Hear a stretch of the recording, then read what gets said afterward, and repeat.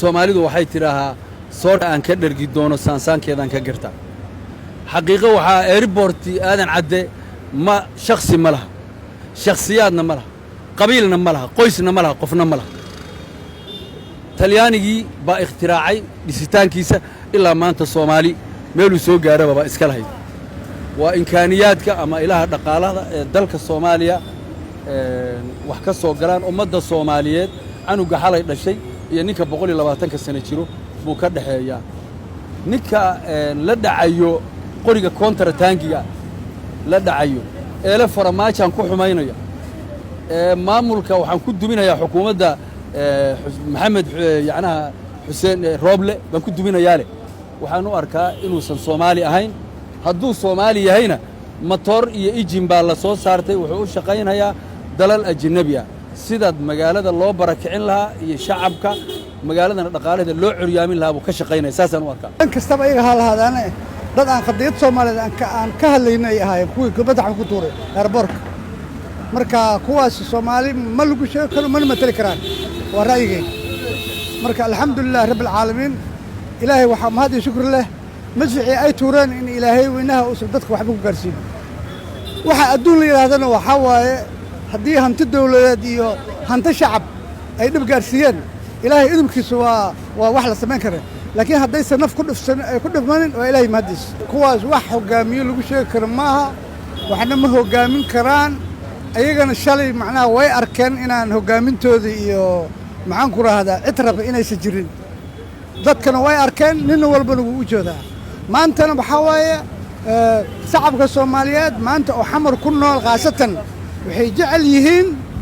dad hore u socday jecel yihiin laakiin maanta nin qof maanta gadaal u wadaya Soomaaliya ninna ma danayna ninna ma rabo shacabka Soomaaliyeed dhammaantood way ogaayeen wixii dhacay mas'uuliyadeedana waxaa qaadaya nimanka mucaaradka iyo dawladdiidka waayo waqtigii doorashada la qaban lahaa bay dalka khalalaasa ku bilaabeen maxaa doorasho la qabtaa xasan sheekh maxamuud iyo sheekh shariif annaga runta u sheegayna shacabka Soomaaliyeed haddaan fursadii shalay idinku markaa kursiga ku fadhideen aabeel dareyseen bay shacabka Soomaaliyeedna ka faa'iideysteen farmaajana ka faa'iideysteen runta idin sheegaynaa shalay waxaa qaban weydeen baa maanta la qabtaa ma ahan madfaca in airborki ilihii dhaqaalaha oo shacabkii Soomaaliyeed ciidamadii mushaaraadka laga siina oo dhaqaalihii dhammaa dalka inaa la dhacdeen mucaaradaanna aad dadkii duqaysaan intee shacab wax ku noqon kadhaa taas waa mas-uuliyad darro waxba farmaajaa eedaynina shaqadii shalay ay qaban weydeen markaa kursiga ku fadhideen buu farmaajo qabtay ayaduna shacabka Soomaaliyeed u haya dhalinyaraan nahay dawladdan dawlad ku horeysay oo hore u dhaqaaqday maan arag dhiigayga xataa ugu taageerayna dawladda Soomaaliyeed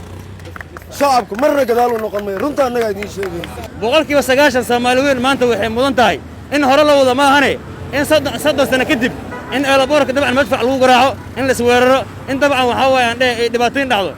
shacabka Soomaaliyeed daan nahnay ma filanin niyajab iyo nabar nagu noqotay laakiin dhib ma laha wixii waa dhaceen fartaada xun waa cali filfil kaaga marto Soomaali waxa waaye si walba isku disho waa Soomaali marka waxa loo baahan yahay boqolkiiba 90 aqliga inuu shaqeeyo boqolkiiba 90 waxaan jecelnahay boqolkiiba 90 waxaan ku rajaynahay in hore aan u socono dib aan u laaban marka waxaan dhilahay dabcan boqolkiiba 90 aan fariin weyn u furayo cod dheer u diraya ummadda Soomaaliyeed waxaan dhilahay horaha loo socdo dib iyo dhaqaaqin dadka dee halkaa ku tuuray eeriboodada ama dekedaha Arbushaya ama dalkii Soomaalida hor taagan dad fiici kara maaha hadda waxaan u baahnaa madaxweynuhu inuu dhaqaajiyo doorashada oo waddanka habeeyo oo doorasho loo dareero oo intii Soomaaliya ku balantay la dhamaysto wixii soo kaleeya shirkii baydhabo ka soo baxayna la kala saxeexdo doorashadu hirgashan u baahnaa annagu waxaan u aragnaa guul darro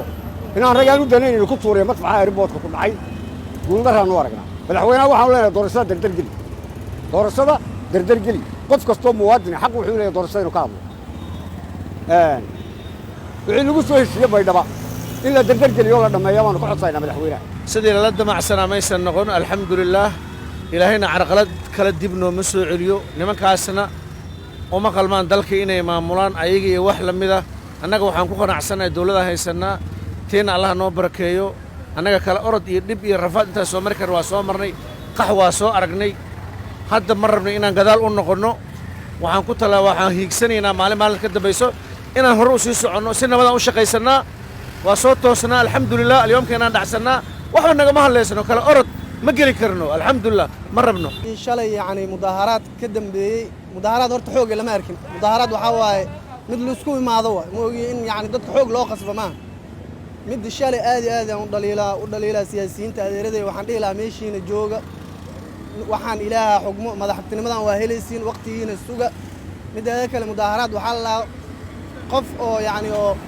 la soo kicino asi kiskiisu soo baxo ma ogi wax la qasbaayo dadka oo la qasbaayo ma fiicno mid shalay oo lagu tuuray madaafiicda oo eelaboorka lagu duurna aad iyo aad aan ugu xumahay runtii horta ma hogaami karaan dadkii shalay madfaca ku tuureen ilaha dhaqaalaha ka soo gala dawladda